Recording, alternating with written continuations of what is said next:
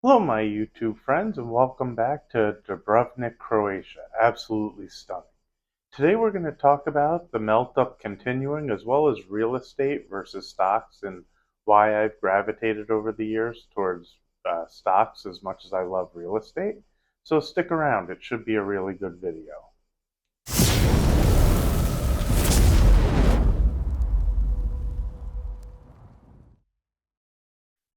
Good morning. My name is Adam Kahn, and this is Investing with Adam K. I still think of myself as a rational investor, but we're still investing with Adam K. I hope you're all doing well.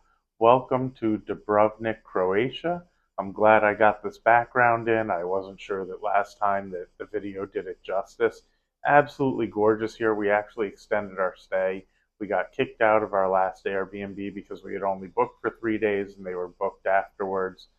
So we extended another 6 days because we were enjoying it here so much, and hopefully you can all see why.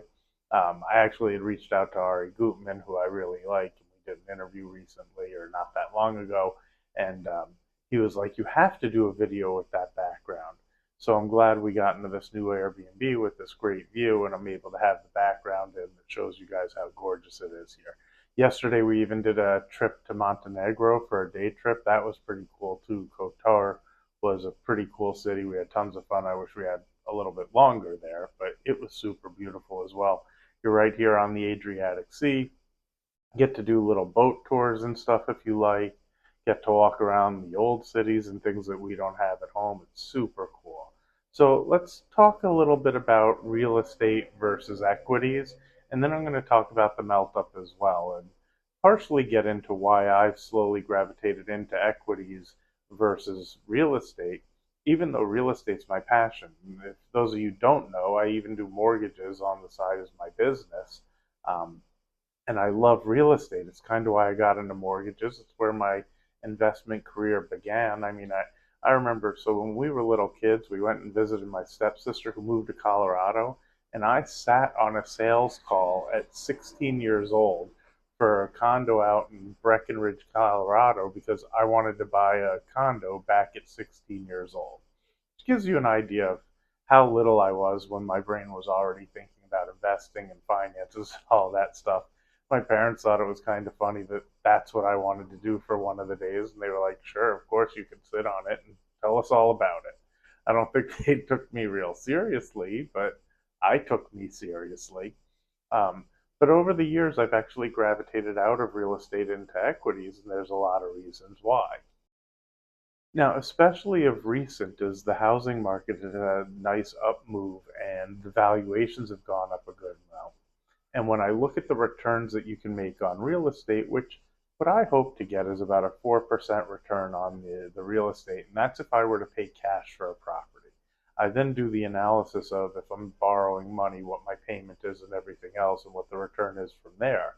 But my general, just real quick thought process of when I look at a property and I think about what I can get it in rent, after taxes and insurance, if I paid cash, I want to make sure that I'm getting a 4% return, if not more. Well, what's happened as the properties have gone up more and you have more equity in homes, one, it's harder to get that 4% return.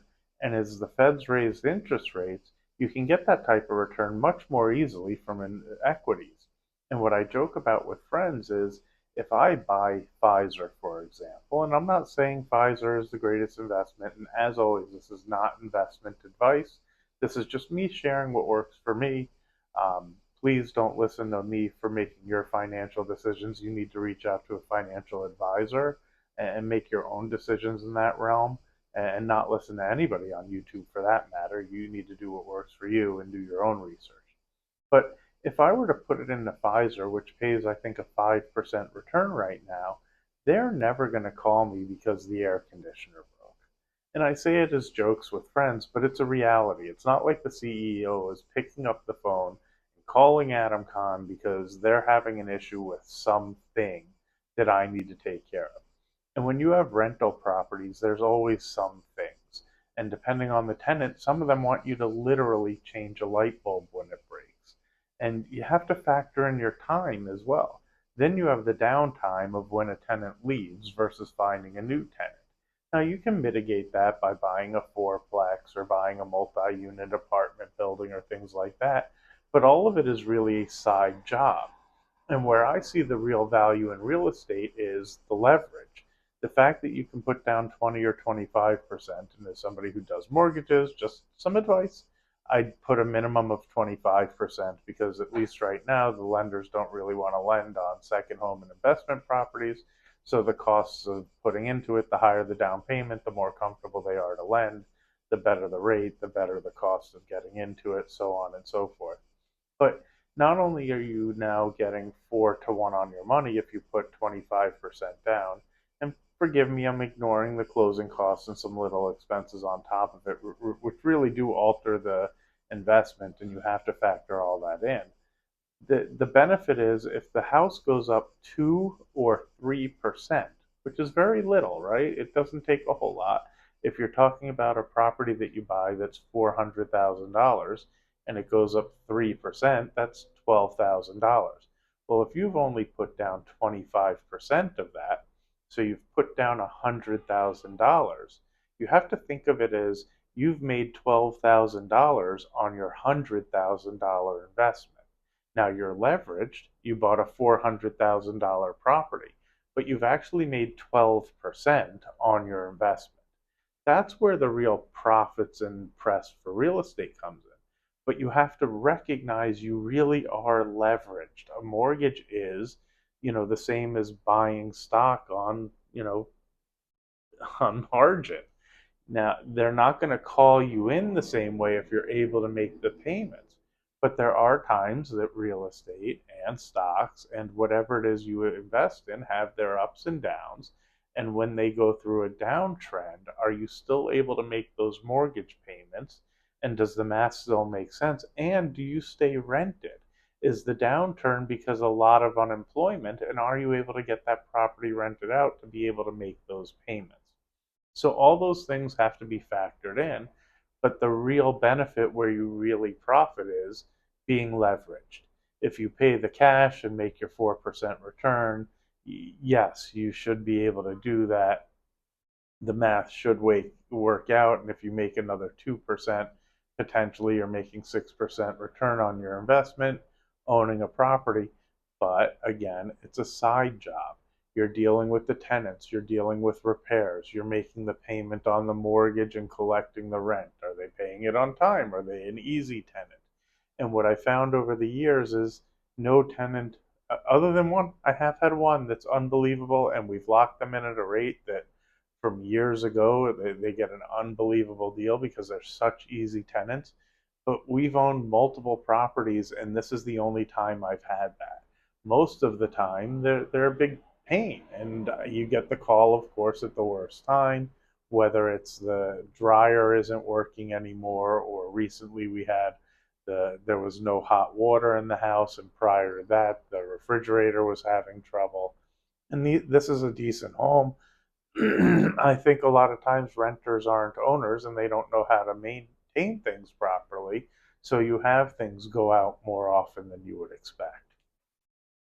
So either I can collect rents, make the mortgage payments, deal with the headaches, or just put the money in a company like Pfizer that pays a 5% dividend, wait every 3 months, and collect the dividend payment.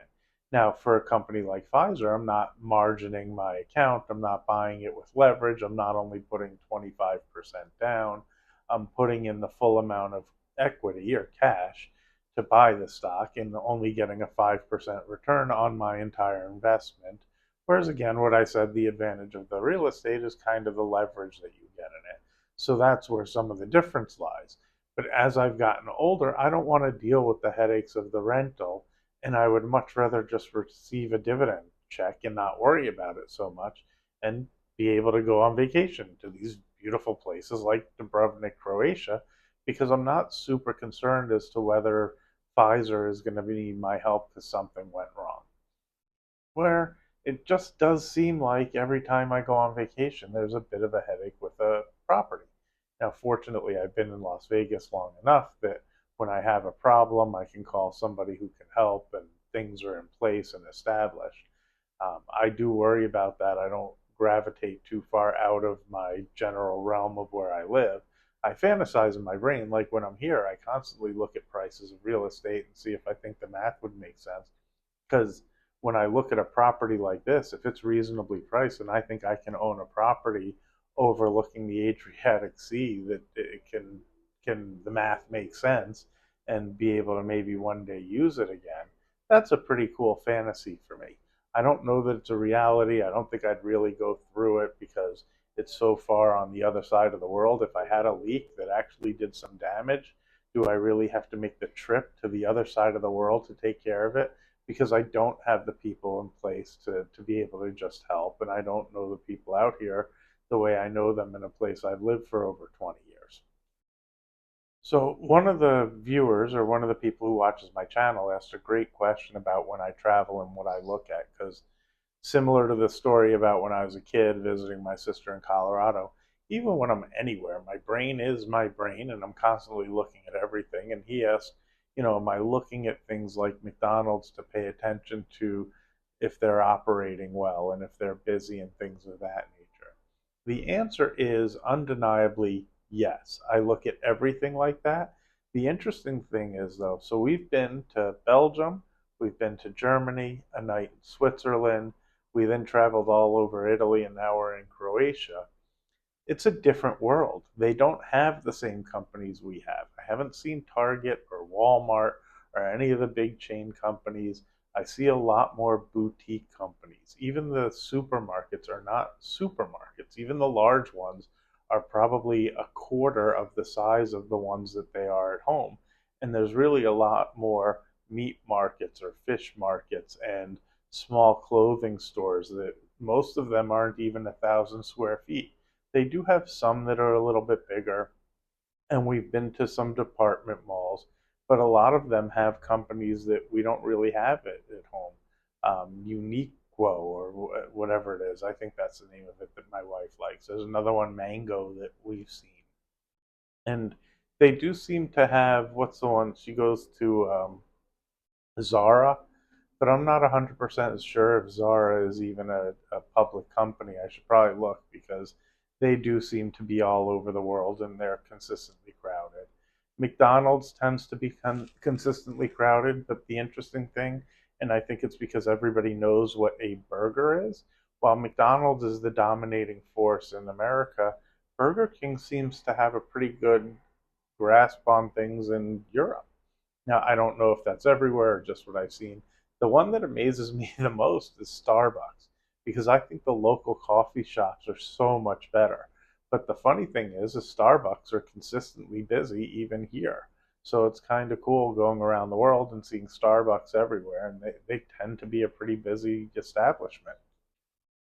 And now, when we got to Switzerland, it was by mistake. We really weren't planning on visiting, but one of our trains got canceled. We ended up bouncing around from train to train to train.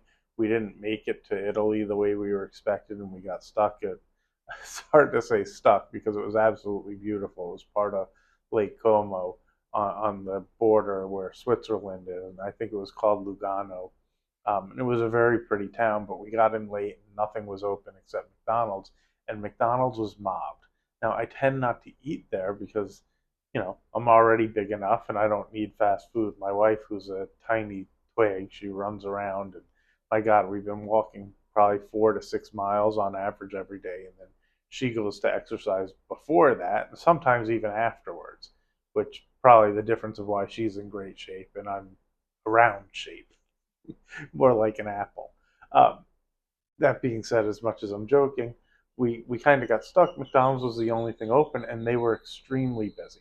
On top of that, I found really interesting is they had a whole slew of desserts. They had cakes and donuts and uh, all sorts of different ice creams, and then they served beer on top of it.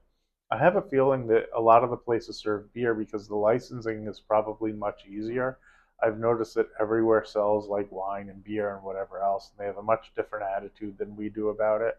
And my guess is if you're McDonald's and you don't need to do anything different with your license and you're able to sell it, why wouldn't you add it to your menu? Whereas in the US, there's huge expenses and huge liabilities and risks when you sell alcohol.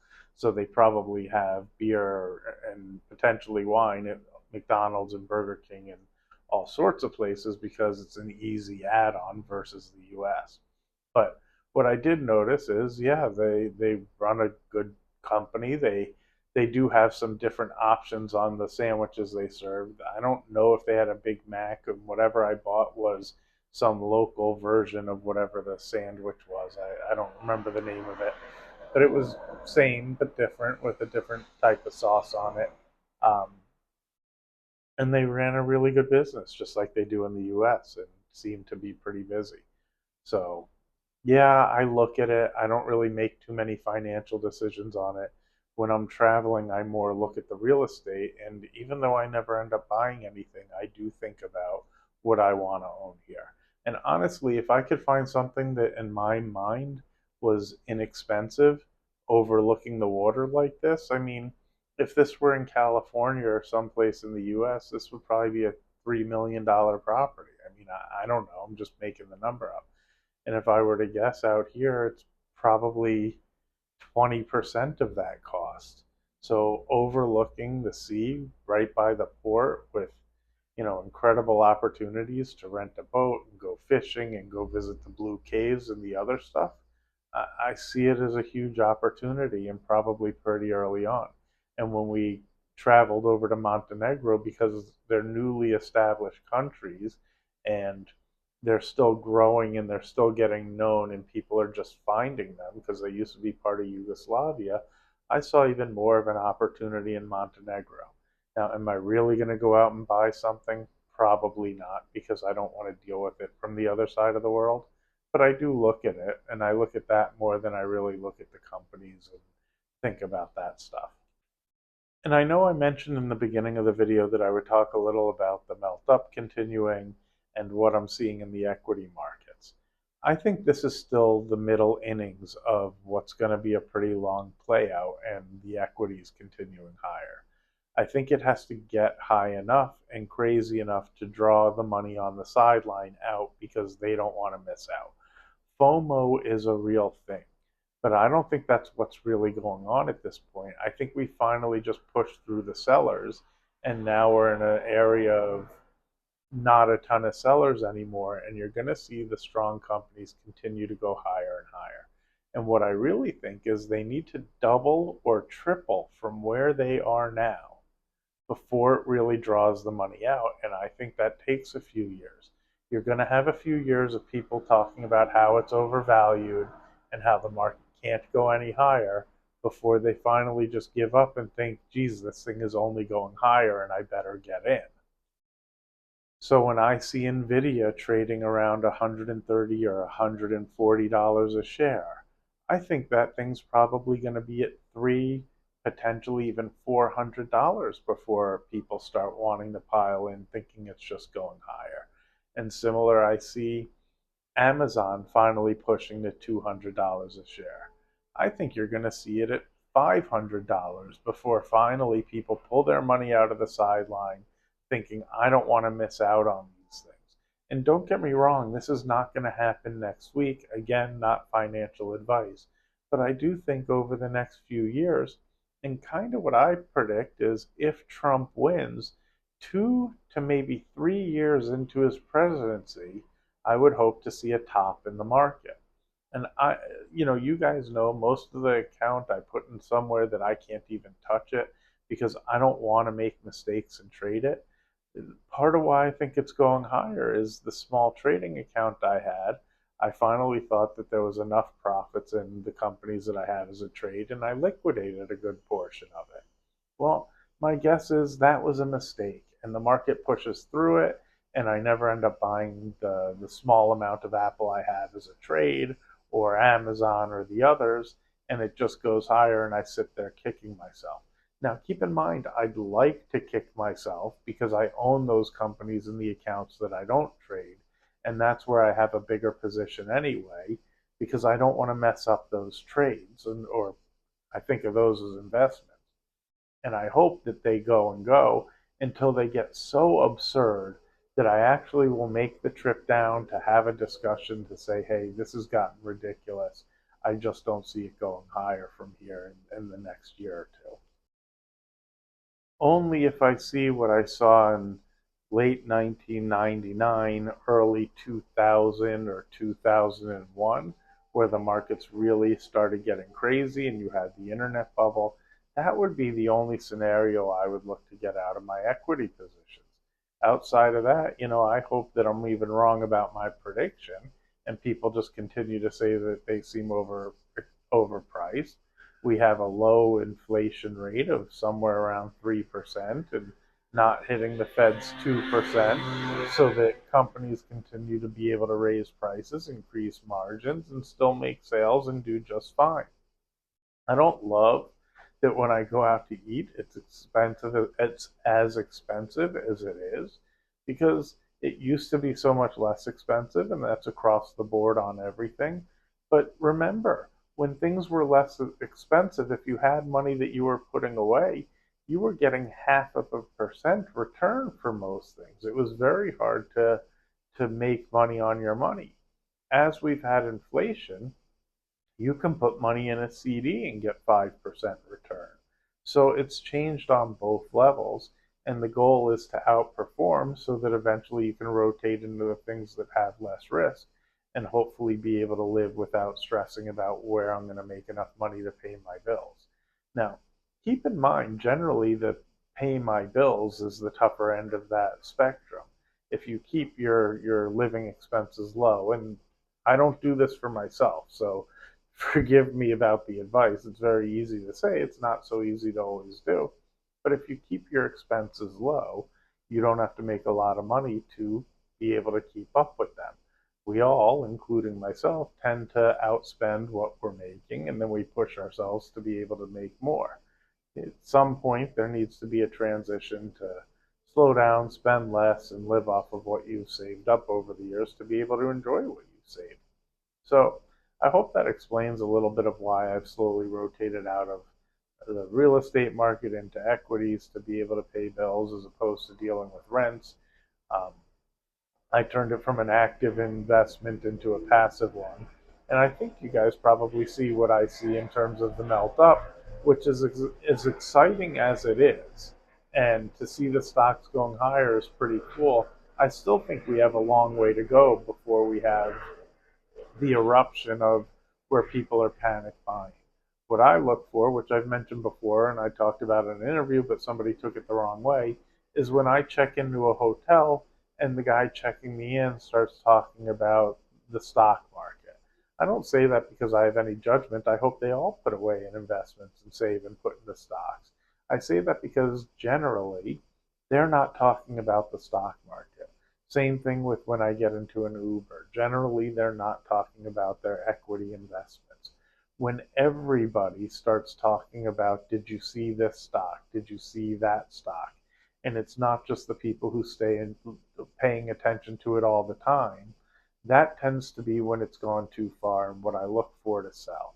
I pay more attention to the macro and people and what they talk about, and if I go to hang out with some friends and everybody's talking about it who typically doesn't, that to me feels more like a top than the people on CNBC or myself or some of you guys who always watch these markets talking about, do you think this has gotten too far or do you think that's gotten too far?